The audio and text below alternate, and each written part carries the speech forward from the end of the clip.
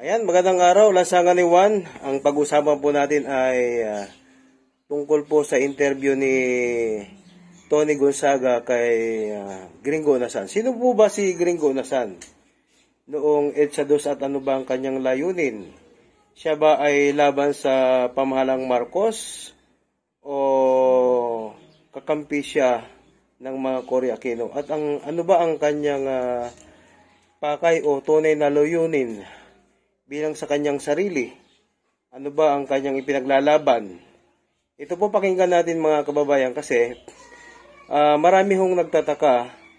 Si Gringo Onasan po ay sumanib o umanib po sa team o sa unit team ni BBM. Samantalang ang akala po ng mga Pilipino ay lumaban ito sa gobyerno ng mga Marcos at kumampi po sa Cory administration. Pakinggan po natin mga kababayan ang buong kwento ni Gringo Onasan na ano ba ang katotohanan sa likod po ng EDSA 2. Ito po pakinggan po natin mga kababayan.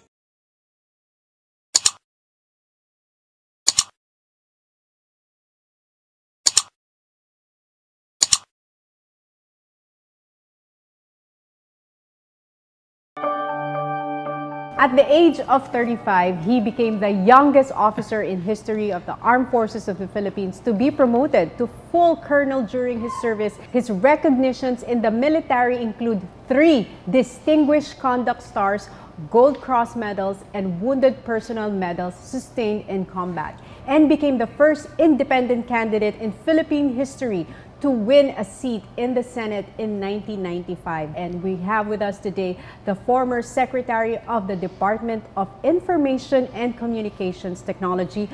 We have Sir Gringo Onasan. Hi po, sir. Hello, Tony. Salamat for this opportunity, this privilege, and I consider it a blessing. It's a blessing din po na personally makakausap ko na kayo kasi yung huli po nating pagsasama, kung matatandaan nyo, The Voice auditions pa ni Kai. Kayo nag-guide sa amin. Yes, opo. Pero syempre, nung na-meet ko po kayo sa The Voice, may starstruck factor po pag nakikita kayo kasi yung pangalan niyo po nababasa lang namin sa history books. Alam mo, Tony, pag itinabay mo ako sa Love of Your Life, no? Si Paul, magmumukha akong basahan, kaya kalimutan mo na yung starstruck. Hindi, grabe po kasi, di ba, 17 years po kayong sundalo. 17 years, oh. Bakit po kayo nagsundalo? Nung una gusto kong magpare. Opo. Di sana ang kausap mo ngayon si Monsignor. Kaya nga po. Okay. Sabi ko, pwede naman palang, hindi kailangan magpare para magserbisyo. Sabi ko, sige, baka pwedeng magdoktor. Sabi sa akin nung tatay ko, who was also in the military, alam mo anak, ikaw ang panganay. Pag nagdoktor ka sa mahal ng tuition, hindi na mag-aaral yung mga kapatid mo. So ano gagawin ko? So, alam mo na, UP, 3 semesters, economics, no, hanggang AS lang ako noon. And sabi niya, at hindi ka kumuha ng exam dito sa PMA? Sabi ko, PMA? Nag-fratman na ako by the time, no? Sabi ko, I tried. Sige, exam.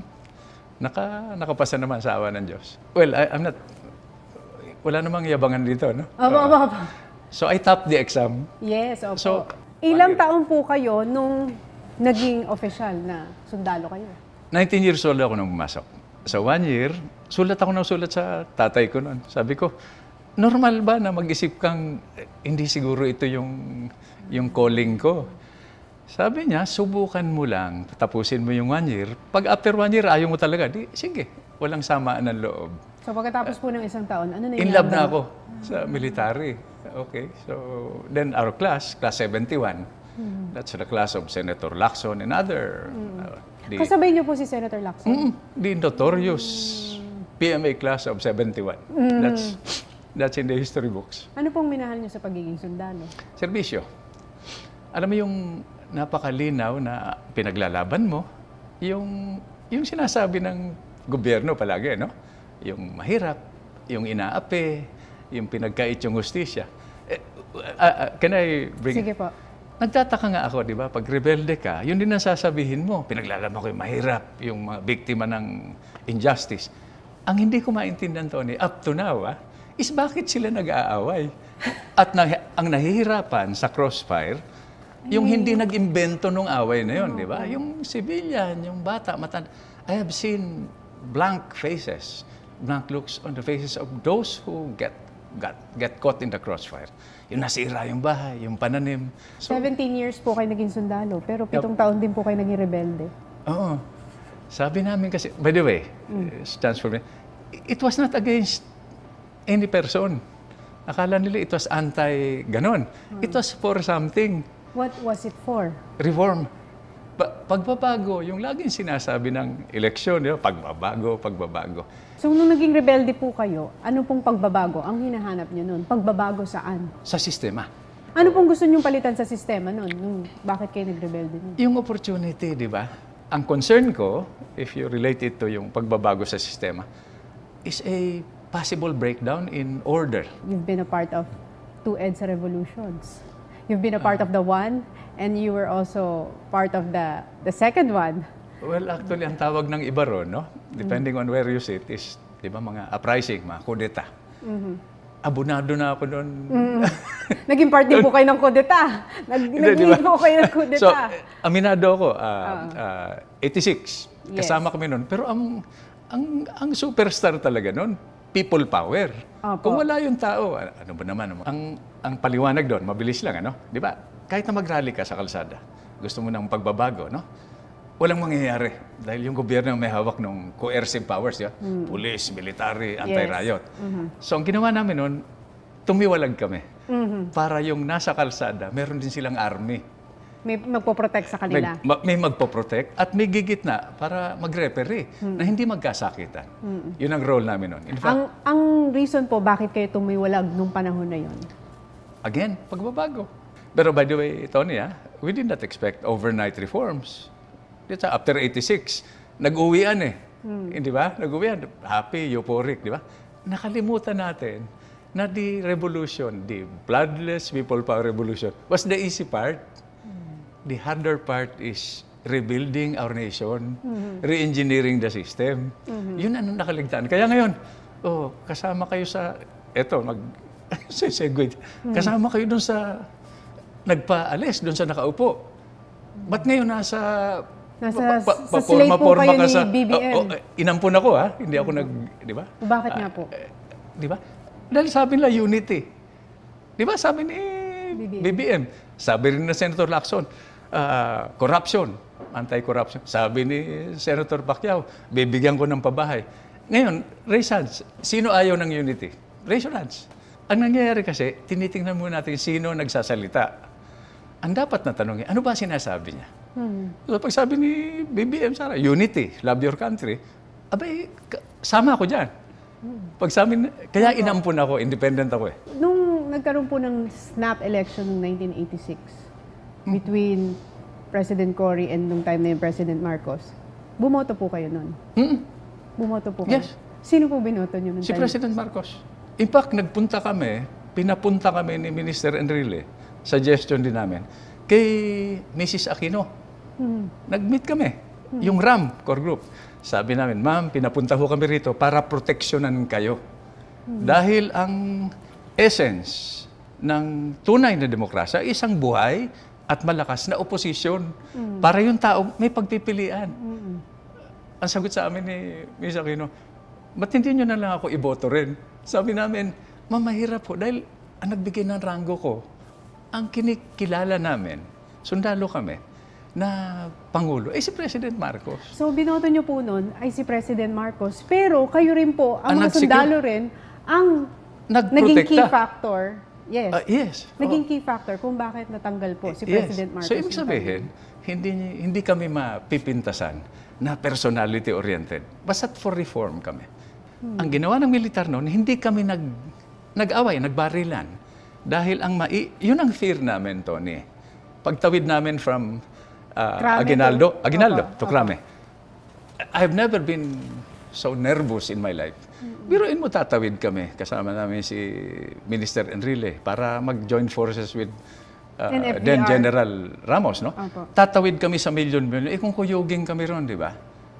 So, kakaba ka pa Alam mo, pagtawid namin, nag-iyakan, nagyakapan, nagpalakpakan. Sabi ko, panalo yung reform dito. Hindi yung panalo yung reformist o yung people power. Di ba? Hindi ganun. Of course, maraming nasabi, mga masasakit, maanghang na salita. Siyempre, emotional lahat nun, no? Pero ang totoong pangyayari nun, kaya milagro talaga yun eh. Ito sa miracle, di ba? Sabi ko, pag nagbabalik tanaw ako, no? Worth it ba yun na tinaya namin yung buhay namin? By the way, ewan ko, alam mo na, ang original plan nun is lulusubin yung... Malacanang. Oh, pero ida-downplay ko yun, no? Dahil hindi para saktan yung occupants, no? Kundi para to take control of the situation, para maging peaceful nga. Walang away, walang civil war. Nung pumasok kami noon, yung mga security, yung mga members ng presidential security, yun, panibagong iyakan na naman. Dahil akala nila, sasaktan sila. Dahil mga sundalo lang kami, Tony, no? Kung saan kami, inassign ako kay Minister Enrile, inassign sila kay President Marcos. So, nung nakita po kayo, Nako, magkakaklase, magkakabats, upper class, lower class, tingin na gano'n. Tapos iyakan, battle-hardened combat veterans, nag-iiyakan. nagyakapan po kayo, parang gano'n. Actually, yun ang mga hindi makapture sa mga telenovela. Yes. No? But before that, yung RAM, no? Di ba yung paano? You might be wondering, paano nabuo yung Reform plano? Armed Forces. The Reform Armed Forces Movement. Nagtinginan kami Red. Kapunan, no? Sabi niya, Mista ang tawagan ng classmates eh. Ano itataya natin dito? Sabi ko, di mahirap tapatan. Di ba? Para kang pumupusta. Sabi niya, ano yun? Buhay. Itataya natin ito, yun nga, all in. Di ba? Buhay, pamilya, karangalan, karir, lahat, all in. Kung mahuli tayo, patay tayo. How many professional soldiers, Tony, are given the opportunity to choose the time and the place and the circumstances where you die? Ganun naman ang job description ng sundalo, di ba? Gawin mo, mamatay ka, o gawin mo yung nararapat to defend democracy and the people. No? Sige. Pag nagmi-meeting kami at sinasabi yun, no? Antaya, buhay, o all in, yun, panibagong iyakan na naman. Tinginan kami mamaya, combat veterans, tumutuloy yung luha. Can you imagine capturing that on? Yeah. Naiiyak kayo nung time na yun? Naiiyak dahil alam namin yung risk. But we were also proud. Alam mo yung tears of joy, tears of pride, tears of worry. Di ba? May konting nervyos pa. Nung umalis po si President Marcos, President Cory Aquino was declared as the 11th President of the Republic of the Philippines. After that peaceful revolution, yung naging administration po ni President Cory, hindi rin po naging peaceful yung Philippines nung time na yun. Dahil ang dami pong kudeta. Well, bakit? Hindi, ang tanong is, ang pinakamahirap itanong Yes. at sagutin, bakit? Bakit nga po ang daming kudeta nung panahon? Masyadong galit yung gobyernong pumalit. Lahat ng may kinalaman remotely with the previous administration, masama. Di ba, presidente ka na ng lahat ng Pilipino, kasama yung mga kalaban mo sa politika, kasama na siguro yung mga pinagdududahan mo na pumaslang sa asawa mo, no? Di ba? Which has never been resolved. So, pag ganun siguro you rise to the level of a stage person, no? Hindi ko hinusgan si Mrs. Aquino. Sinasabi ko lang na, pag presidente ka na, parang sa South Africa, di ba? Majority si Mandela. Di ba? Pareho silang Nobel Peace Prize. Minority si de Klerk. Bakit nag-Peace Prize sila? Paano nabuo nila yung South Africa? The same problems, black majority. Naging global statesmen yung dalawa. Ganon siguro ang inaasahan namin, no? Na you will rise above your anger. Personal ang galit mo, pero pangulo ka na. Gobyerno ka na ng lahat ng Pilipino, kasama yung mga kalaban mo sa politika. Ba't hindi nangyari yun? So, bakit nga po ang daming kudeta nung time na yun? Dahil doon, imbis na mabuo yung Filipino people, dinahati-hati lalo. Ang daming... Hindi ko ginajustify yung, di ba? Kaya lang, sundalo lang kami, di ba? Ibig sabihin, tinaya namin yung buhay namin at lahat for this kind of disunity. The same, di ba? In fact, gano'n yung history natin, di ba? Pagbaba ng nakaraang presidente, walang habas na habulan. Di ba? Kaso, kaliwat kanan. We should break that cycle. Tigil na tayo dyan, di ba? Pero nakulong din po kayo, hindi ho ba? Medyo. Nakulong po kayo ng ilang taon? Hindi, buwan. Dahil Buwan. nakukuha kong tumakas, di ba? In fact, yung nakulong ako nung after the 87 ko, tumakas ako kasama ko yung mga gwardiya ko. Di ba? Kinulong ko sa barko eh. Dahil army ako, akala nila, hindi naiintindihan ng mga Navy, yung mga hinaing ng yung reform mode, no? So, kinausap ko yung team leader nung gwardiya ko. Mga special forces din yun, di ba? Sabi ko, okay, bala kong bumalik sa pakikibaka. So, 3 choices kayo. Pagtakas ko at nakitinin nyo ako, di barilin nyo ako. No hard feelings, yun ang order ninyo. Second is, hayaan nyo akong tumakas. Iko-court martial kayo, pero you'll survive that. Ang pinakamahirap yung pangatlo, sumama kayo sa akin. Sumama. Kaya sana namin kunin yung barko nun. Kaya lang hindi ko alam kung saan ko ipaparade. Laki nun. Ano po kinatatakutan niyo?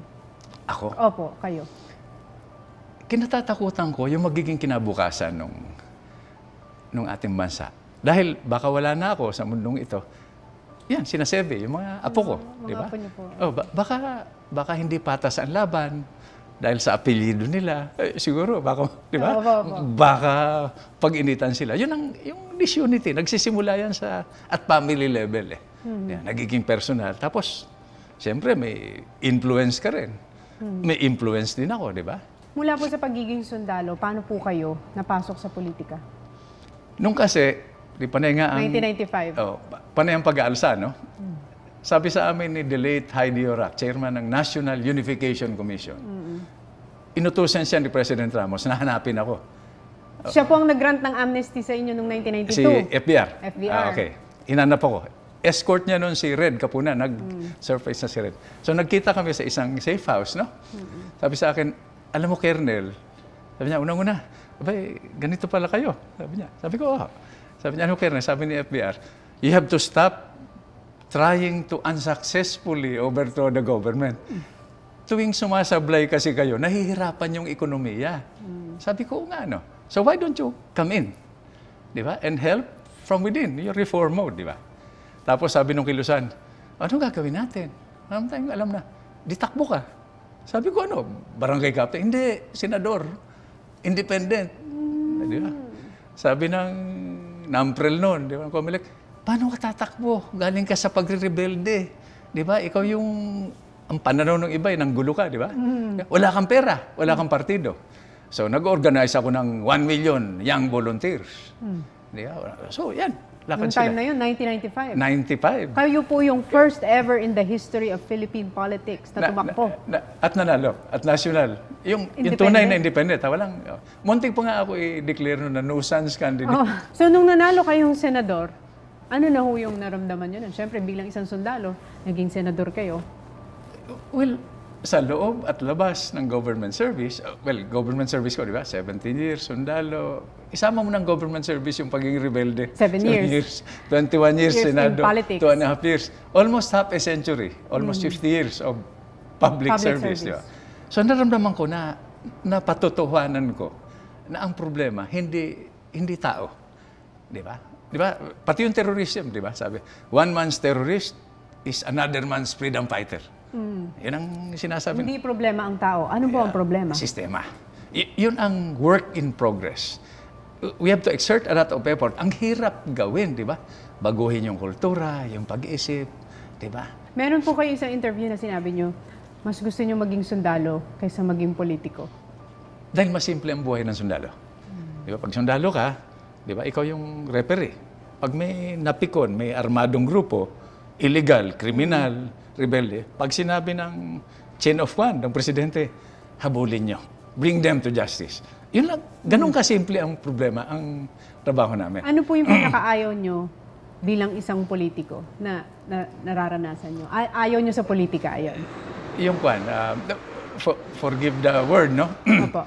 Siguro sa politics sa iba, yung pamisan-misa na kaplastikan.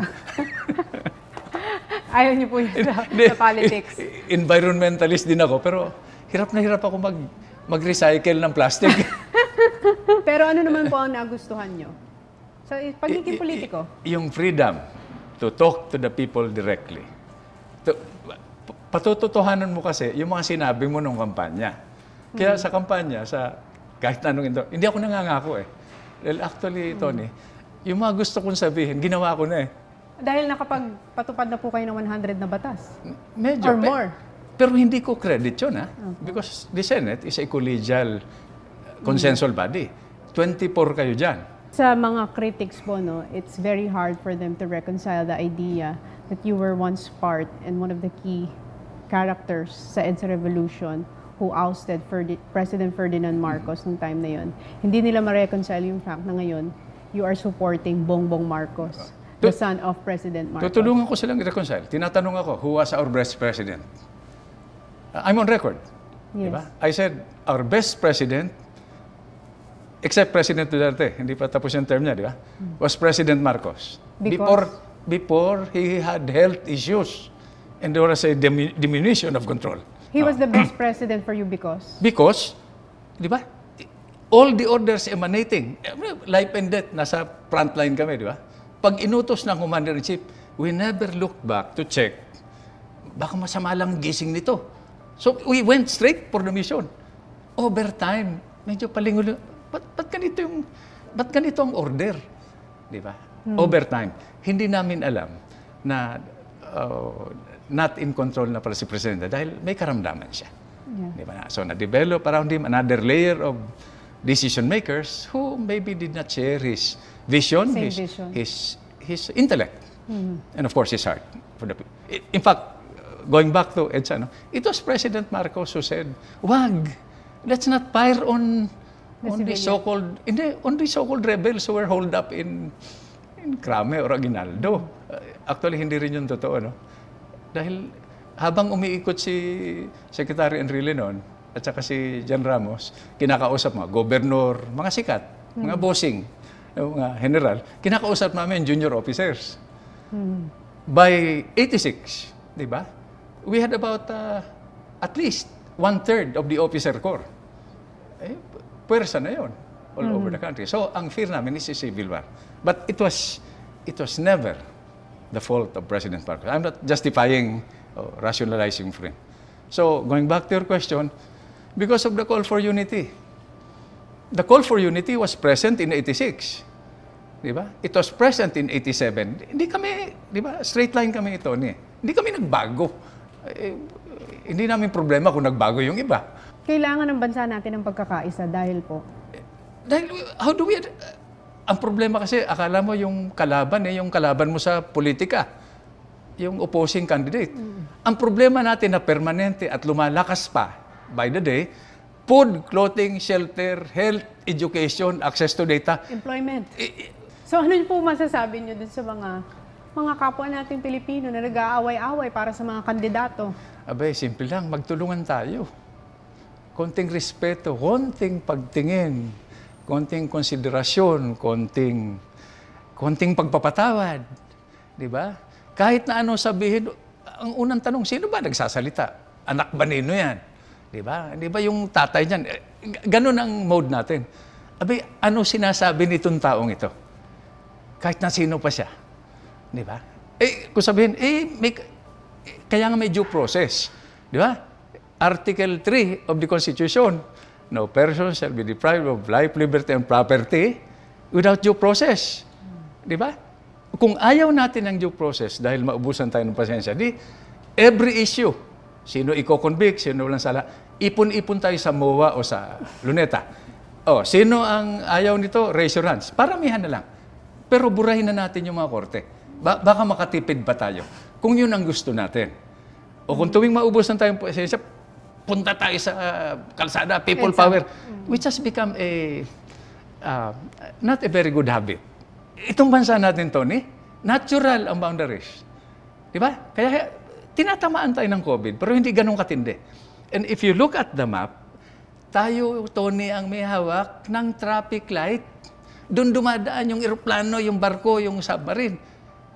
Kung tuwing dadaan sa atin, maningil tayo ng toll, di kumikita na tayo. Kung ready tayo. Kung hindi tayo ready dahil ang gugulo natin, di ba? Away tayo ng away, lilipat, di ba? Pupunta sa Vietnam. So what do you stand for po? Heroism.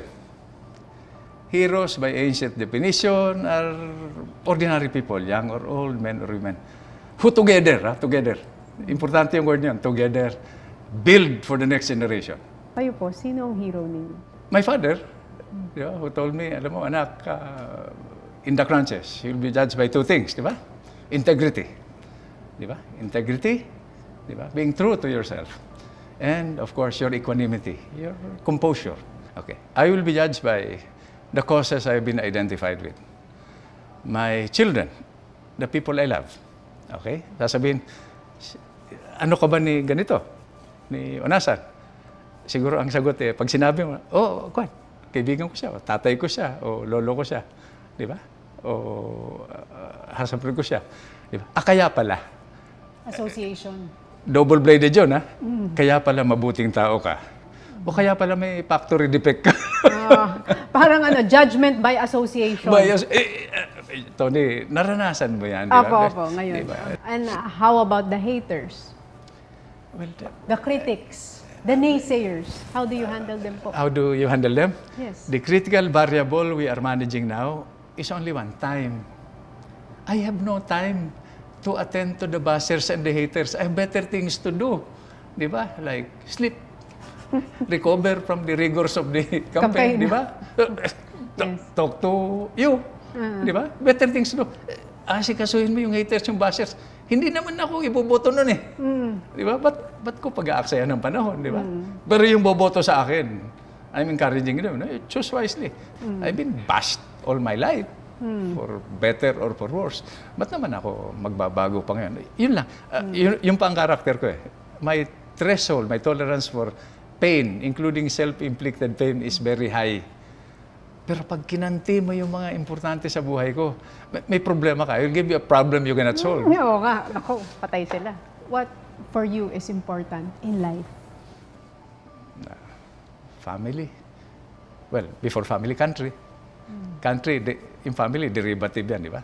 The people around you, the people whose friendship, whose love you value, these are, sama-sama na yan. It's simple and complex at the same time, no?